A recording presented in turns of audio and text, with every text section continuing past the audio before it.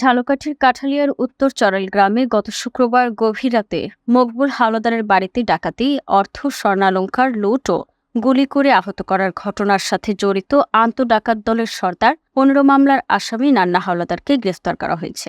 ঘটনার কয়েক ঘণ্টার ব্যবধানে কাঠালিয়া থানা পুলিশ বরিশাল র্যাব ৮-এর সহযোগিতায় স্থানীয় সাতানি বাজার এলাকা থেকে তাকে গ্রেফতার করে। গ্রেফতারকৃত আসামির স্বীকারোক্তি অনুযায়ী ডাকাতির কাজে ব্যবহৃত একটি দেশীয় পাইপ গান ও ২টি কার্তুজ উদ্ধার করা হয়। রোববার সন্ধ্যায় কাঠালিয়া থানায় সাংবাদিকদের সাথে এক প্রেস ব্রিফিংয়ে তথ্য জানানো হয়।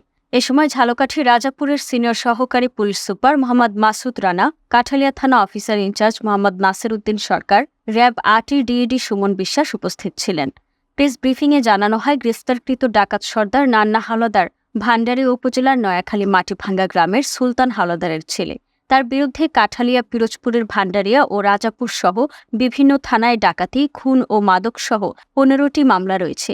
সে একাধিক গ্রুপ করে বিভিন্ন এলাকায় ডাকাতি সহ বিভিন্ন অপরাধ কর্মকাণ্ড পরিচালনা করে আসছিল।